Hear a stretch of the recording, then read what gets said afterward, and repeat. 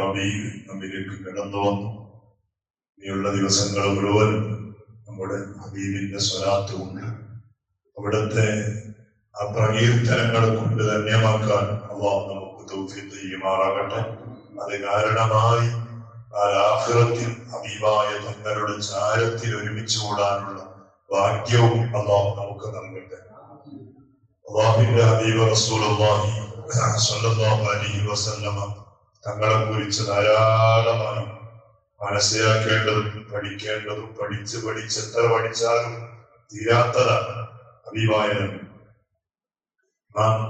ബുസൂരി റളിയല്ലാഹു അൻഹു അവിടുത്തെ ശരീരത്തിന് ഒരു രോഗം ബാധിച്ചപ്പോ ആ രോഗത്തിന് ഒരു മരുന്നെന്ന രൂപത്തിൽ എന്റെ രോഗം അത് സുഖപ്പെട്ട് കിട്ടണം, ഞാൻ എന്താ ചെയ്യേണ്ടത്? ഏതെങ്കിലും മരുന്ന് കഴിക്കുന്നതിന്റെ പകരം ഞാൻ എന്റെ ഹബീബിന്റെ മദ്ഹ് പറഞ്ഞിട്ട് തീർക്കാം എന്ന് നിയത്ത് ചെയ്തതാണ്. അപ്പൊ അതിനു വേണ്ടിയിട്ട് മഹാനായ ഇമാം ബുസൂരി റളിയല്ലാഹു അൻഹു ഒരു കടപ്പുറത്ത്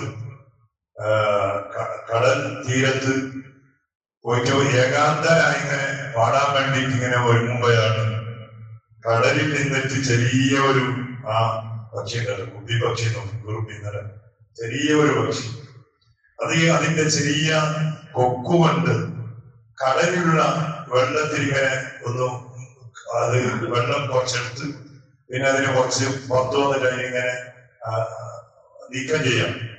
രണ്ടാമത് പോകുന്ന വെള്ളം എടുക്കുന്നത് പുറത്തു വരുന്നത് അതിനെ കളയുന്നു. അപ്പൊ ഇത് കണ്ടിട്ടാകുമ്പോ ഇമാം ബുസൂരി റളിയല്ലാഹു അൻഹു വലിയ അത്ഭുതം. ബുസൂരി റളിയല്ലാഹു അൻഹു ഔലിയാക്കളാണ്, അവർക്ക് വലിയ മർത്തബയിലെത്തിയ ആളുകളാണ്. മാനവர்கள் ആ പക്ഷിയോട് ചോദിച്ചു, അല്ല പക്ഷി, എന്താ ഇത് ചെയ്യുന്ന പരിപാടി എന്താ ചോദിച്ചു. അപ്പോ ആ പക്ഷി ഇമാം ബുസൂരി തങ്ങളോട് അതിന്റെ ഭാഷയിൽ സംസാരിച്ചു. പക്ഷി പറഞ്ഞു, ഞാൻ ഈ കടലിന്റെ വെള്ളം എന്റെ കൊക്കു കൊണ്ടെടുത്തിട്ട് ഇങ്ങനെ പുറത്ത് കളഞ്ഞിട്ട് വെള്ളം ഒറ്റിക്കാനുള്ള പരിപാടിയിലാണ്. ബുസൂരി തങ്ങൾ ചോദിച്ചത്, നിന്റെ ഈ ചെറിയ ആ കൊക്കുകൊണ്ട് ഈ വിശാലമായ കടലിന്റെ വെള്ളം അത് എടുത്തിട്ട് കളഞ്ഞിട്ട് തീർക്കാൻ പറ്റുമോ നിന്നെ കൊണ്ട്? അപ്പോ ഒരു പരിഹാസത്തോട് ചോദിച്ചതാണ്. അപ്പോ ആ മഹാനായ ഇമാം ബുസൂരി തങ്ങളോട് ആ പക്ഷി പറഞ്ഞു, ചിലപ്പോ അള്ളാഹു തൗഫീഖ് ചെയ്താൽ ഈ പരിപാടി എനിക്ക് പൂർത്തിയാക്കാൻ കഴിയും.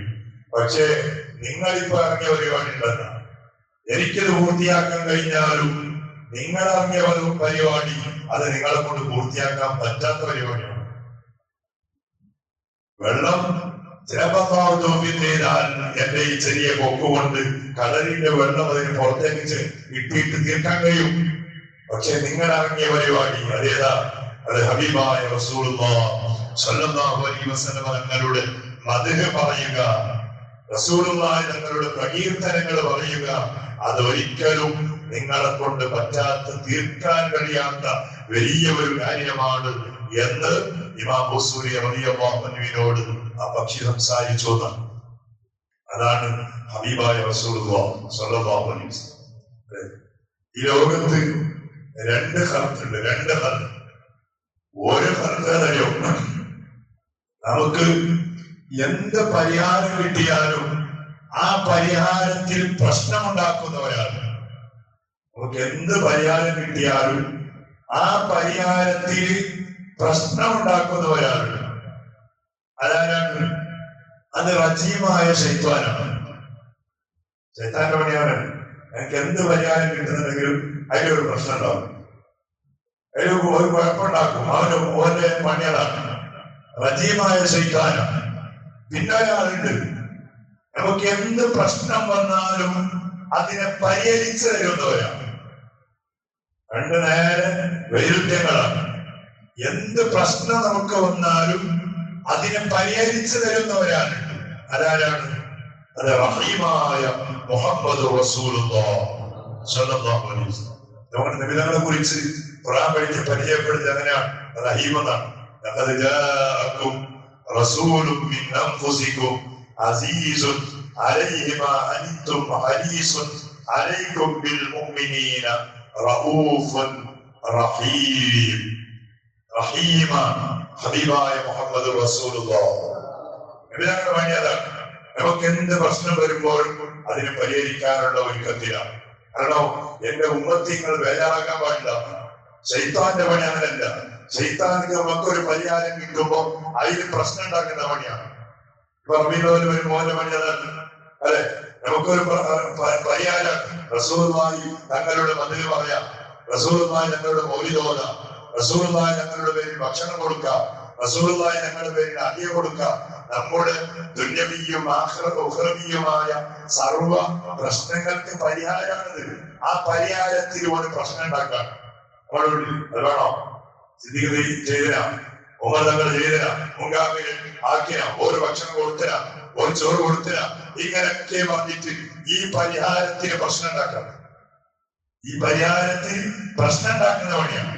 റസൂലുള്ളാഹി ഞങ്ങളോ പ്രശ്നങ്ങൾക്ക് പരിഹാരം തരണം, പ്രശ്നങ്ങൾക്ക് പരിഹാരം തരണം.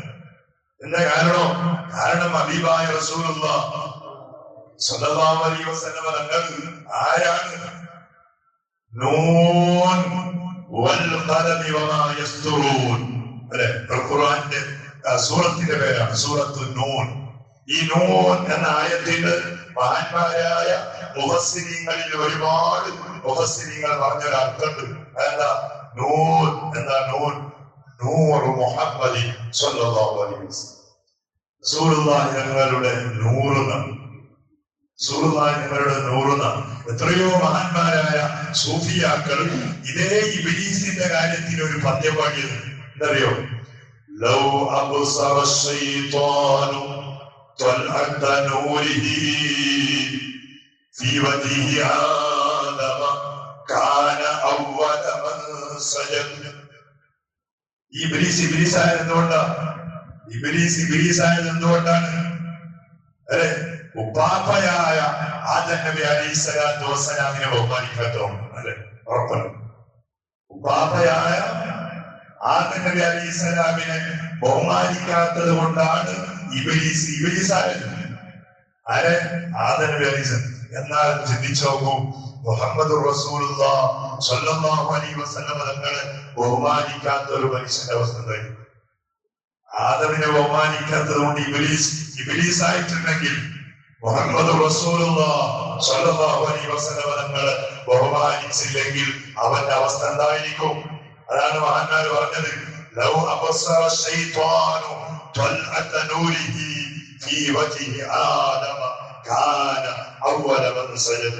അന്നെങ്കിലും ഇബ്ലീസ് ആദം നബി അലൈഹിസ്സലാമിന്റെ മുഖം നോക്കിയിട്ട് ആ മുഖത്തിൽ ഹബീബായ തങ്ങളുടെ ആ പ്രഭ, ആദം നബി അലൈഹിസ്സലാമിന്റെ മുഖത്തിലുള്ള റസൂലുള്ളാഹി തങ്ങളുടെ ആ വെളിച്ചം ഇബ്ലീസ് കാണുമായിരുന്നുവെങ്കിൽ ലകാന അവ്വല മൻ സജദ. ആദ്യമായി സുജൂദ് ചെയ്യുന്ന മെമ്പർ ഇബ്ലീസ് ആവുമായിരുന്നു എന്നാണ്. പക്ഷെ അന്ന് ഇബ്ലീസ് ആദമിന്റെ മുഖം നോക്കിയില്ല, അഹങ്കാരം കൊണ്ട് ആദമിന്റെ മുഖം നോക്കിയില്ല. ആദമിന്റെ മുഖം നോക്കാത്തത് കൊണ്ട് റസൂലുള്ളാഹി തങ്ങളുടെ ആ വെളിച്ചം, ആ പ്രഭ, റസൂലുള്ളാഹി അന്ത ശംസുൻ അന്ത ബദറുൻ അന്ത നജ്മുൻ. അല്ലെ, റസൂലുള്ളാഹി തങ്ങൾ ബദറാണ്, ശംസാണ്, നജ്മാണ്, അശ്റഖയാണ്, അജ്മലാണ്, അഹ്മലാണ്, ആയിരമാണ്, എല്ലാമാണ് മുഹമ്മദ് റസൂലുള്ളാഹി. അത് കണ്ടില്ല അവൻ. എന്റെ കാണാത്തെ റസൂൽ ആദം നബി അലൈഹിസ്സലാമിന്റെ മുഖം നോക്കാത്തത് കൊണ്ടാണ്. എന്ന് പറഞ്ഞാൽ ആദം അലൈഹിസ്സലാമിന്റെ മുഖത്തിൽ പോലും റസൂലുള്ളാഹി തങ്ങളുടെ ആ നൂറുണ്ടായിരുന്നു, നൂറു മുഹമ്മദി സ്വല്ലല്ലാഹു അലൈഹി വസല്ലം. അതൊക്കെയും മനസ്സിലാക്കിയ ആളുകൾ ഹബീബായ തങ്ങളിലേക്ക് ഇങ്ങനെ അടുക്കാൻ, റസൂലുള്ളാഹിക്ക് വേണ്ടി എന്ത് കൊടുക്കാനും എന്ത് ചെയ്യാനും അവർ തയ്യാറാണ്. മഹാന്മാരായ സ്വഹാബത്ത് ചെയ്ത് അങ്ങനെയായിരുന്നു.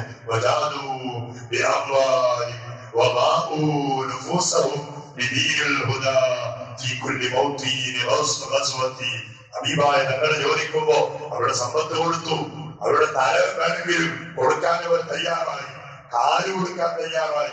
ആരാ ചോദിക്കുന്നത്? മുഹമ്മദ് റസൂലുള്ളാഹി. ആർക്ക് വേണ്ടിയിട്ടാണ്? അള്ളാഹ്ക്ക് വേണ്ടി ചോദിക്കുമ്പോ എല്ലാം അവർ കൊടുക്കാൻ തയ്യാറായിരുന്നു. കാരണം അത്രത്തോളം അവരുടെ ഹൃദയത്തിന്റെ ഉള്ളിൽ ഹബീബായ തങ്ങൾ അവർ സ്നേഹിച്ചവരായിരുന്നു. ഇൻഷാ അല്ലാഹ് നമുക്കും അത് തയ്യാറാകണം. ഒരുപാട് ആളുകൾ ഹബീബായ തങ്ങളുടെ നബിദിന പരിപാടിയുടെ ആവശ്യത്തിന് വേണ്ടി ചോദിക്കുമ്പോൾ ധാരാളമായി മനസ്സറിഞ്ഞ് തന്നുകൊണ്ടിരിക്കുന്നു. ഇൻഷാ അല്ലാഹ് സഹായിക്കാനുള്ള ഒരുക്കത്തിലാണ് പടച്ചോനെ. ഓരോരുത്തരുടെ ഹദിയകളും അവരുടെ നിയ്യത്തുകളും നീ പൂർത്തീകരിച്ചു കൊടുക്കണേ അല്ലാഹ്. ഹബീബായ തങ്ങളുടെ മോചിതത്വം കൊണ്ട് ഒരുപാട് ആളുകൾ രോഗങ്ങൾ ശരിയായി കിട്ടാൻ ദ്വാരക്കാൻ വേണ്ടി പറഞ്ഞവരുണ്ട്. മരിച്ചുപോയ കുടുംബങ്ങൾക്ക് സ്വർഗം കിട്ടാൻ ദ്വാര ചെയ്യാൻ വേണ്ടി ഏൽപ്പിച്ച ആളുകളുണ്ട്.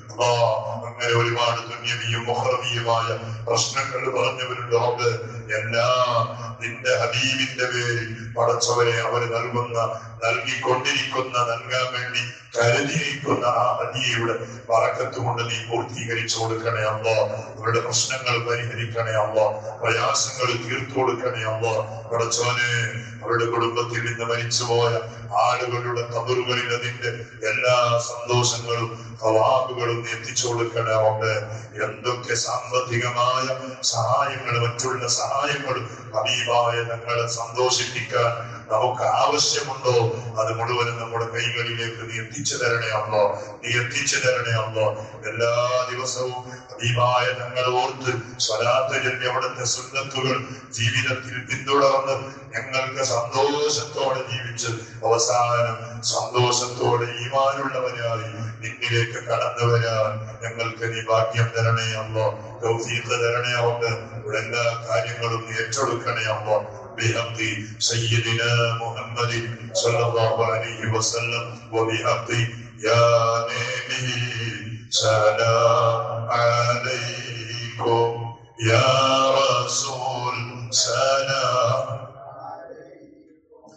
يا حبيب سلام عليكم صلوات الله عليكم حسبنا الله ونعم الوكيل نعم المولى ونعم النصير حسبنا الله ونعم الوكيل نعم المولى ونعم النصير حسبنا الله ونعم الوكيل نعم المولى